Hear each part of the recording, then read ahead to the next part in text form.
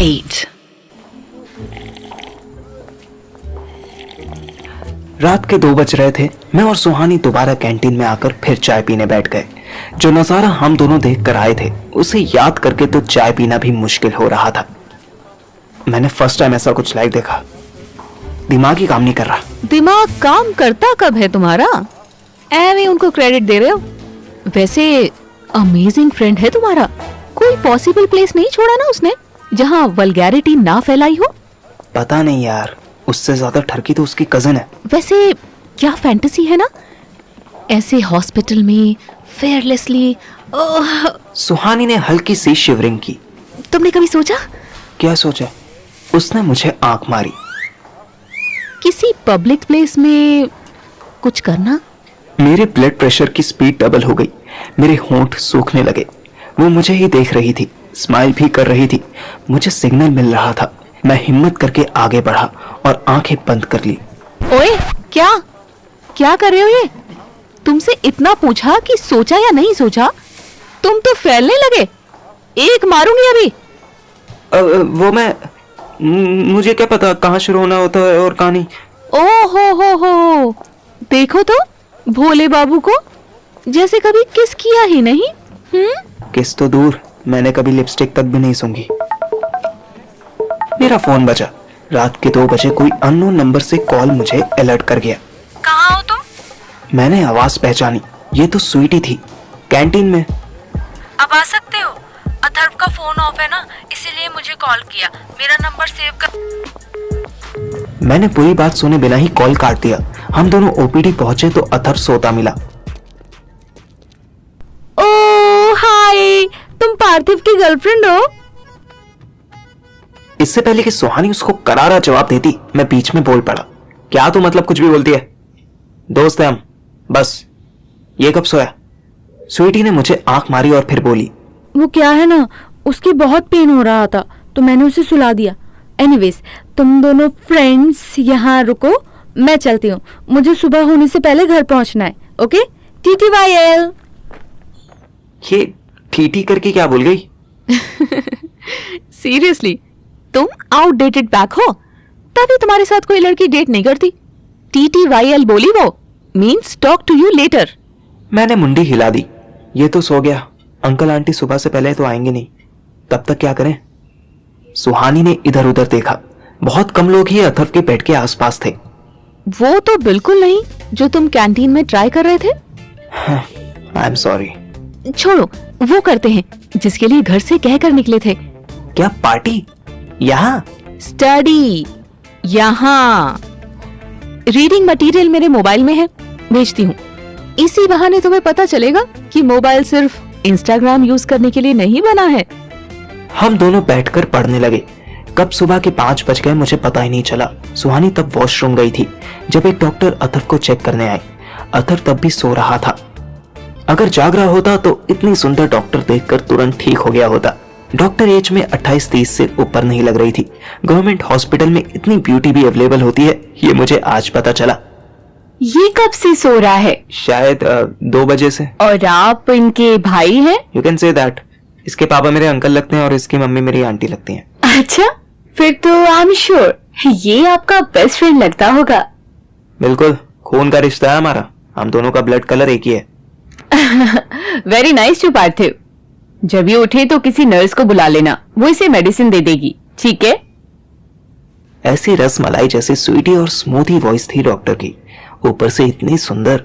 अथर्व ने अचानक आहें भरी। मम्मी। डॉक्टर ने तुरंत उसका दूसरा हाथ पकड़ लिया। कुछ नहीं हुआ अथर्व, कुछ भी तो नहीं, शांत हो जाओ। अथर्व नींद में ही किसी ब्यूटीफुल लड़की की बात इग्नोर नहीं कर पा रहा था। वो तुरंत शांत हो गया। उसने आंखें खोली। सामने अप्सरा सी सुंदर डॉक्टर को देख उसके चेहरे पर ऑटोमेटिक स्माइल आ गई। आप डॉक्टर को लगा कि अथर्व शायद उनका नाम पूछना चाहता है। मैं डॉक्टर हूँ यहाँ, मेरा नाम श्रुति है। और तुम्हारा नाम क्या है अथर्व? मुझे शोले की बसंती याद आ गई। आप बहुत ही सुंदर हो। श्रुति जैसे ही हंसी, एक मोटी डरावनी नर्स वहां प्रकट हो गई। नर्स, इनको पेन किलर का शॉट दो और सिटी स्कैन के लिए रेडी करो। नर्स को ऑर्डर देने के बाद डॉक्टर श्रुति अथर्व से बोली, डोंट वरी अथर्व, तुम 7 से 10 दिन में बिल्कुल फिट एंड फाइन हो जाओगी। I am in no hurry doctor, आप जब तक चाहे मुझे यहीं रख सकती हो। डॉक्टर फिर हंसी और बाकी पेशेंट्स को देखने के लिए आगे बढ़ गई। उसके जाने के बाद मैं अथर्व से बोला, एक बात बता बे, तेरा हरामी हाथ प्लास्टर से ढका है, सर पे बैंडेड करने में तेरे आधे बाल काट दिए गए हैं, फिर भी तू डॉक्टर पे ऐसे खुली लाइन मार रहा है, और ऐसे सुंदर सुशील सेक्सी डॉक्टर तुझे भाव भी दे रही है, कैसे?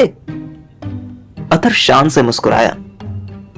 बेटे, तेरे भाई का जलवा हेयर स्टाइल तक ही लिमिट थोड़ी ना करता है, अपनी स्माइल ही। लोमड़ी के, जब हेयर स्टाइल इतनी इंपॉर्टेंट नहीं है तो हेलमेट क्यों नहीं लगाता? अथर्व की शान वाली स्माइल कबूतर की चोंच जैसी बन गई। 10 मिनट बाद ही अथर्व की मम्मी आ गई। आंटी, लड़का आपका हुआ, मैं चलता हूँ। हाँ बेटा, तू जा, आराम कर, पूरी रात जगा होगा ना। अच्छा सुन, डॉक्टर आई थी क्या? हाँ आंटी, कोई डॉक्टर श्रुति आई थी, फिर एक नर्स आई और इसको इंजेक्शन ठोकर चली गई। क्या हाल हो गया इसका? इसके पापा तो आने की हिम्मत ही नहीं कर सके।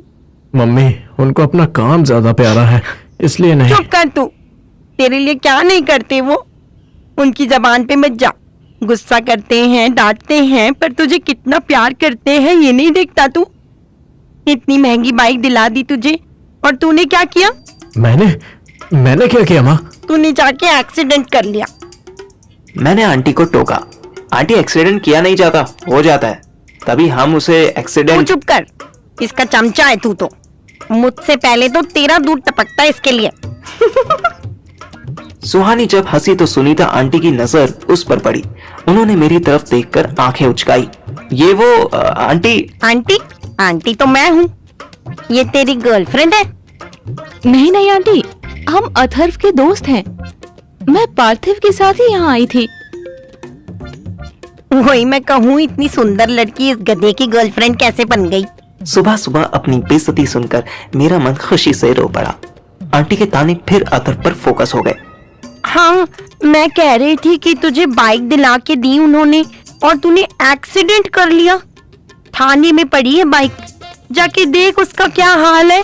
पार्थिव भाई, देख लियो एक बार बाइक का क्या हाल है। भाई देख लियो बाइक का हाल? चुप बिल्कुल, बाइक चलाना तो दूर, अब तुझे देखने को भी नहीं मिलेगी।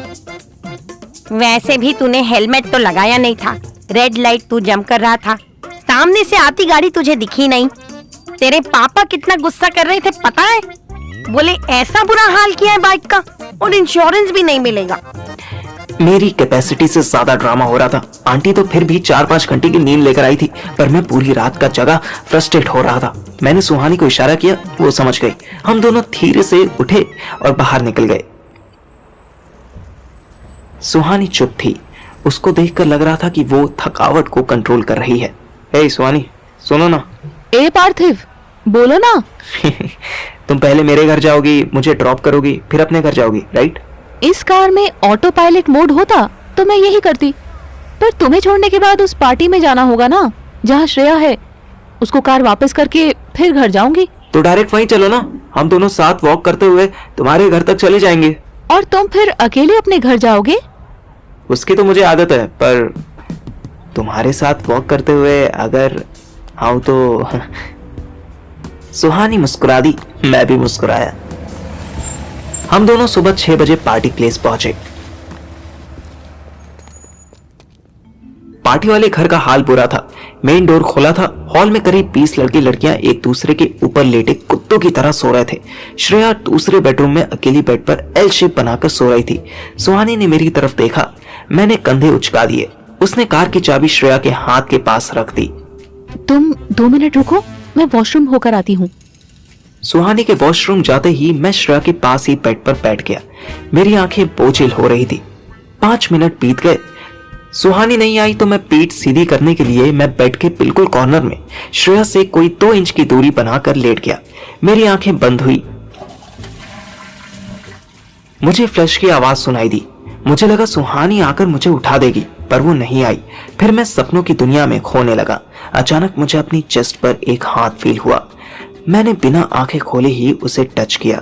ये हाथ बहुत ही सॉफ्ट, प्यारा सा था। सुहानी, सुहानी तुम बहुत अच्छी हो। वो हाथ मेरे मुंह के पास आया। मैंने हथेली चूम ली। सुहानी ने कोई ऑब्जेक्शन नहीं किया। मैं नींद में ही उसको बाहों में भरने की कोशिश करने लगा। उसने अब भी कोई ऑब्जेक्शन नहीं किया। मेरा मन लाइफ के पहले किस के लिए मचल उठा। मैंने आंखें खोली तो देखा मैं सुहानी नहीं बल्कि श्रेया को बाहों में दबोचे लेटा हूं।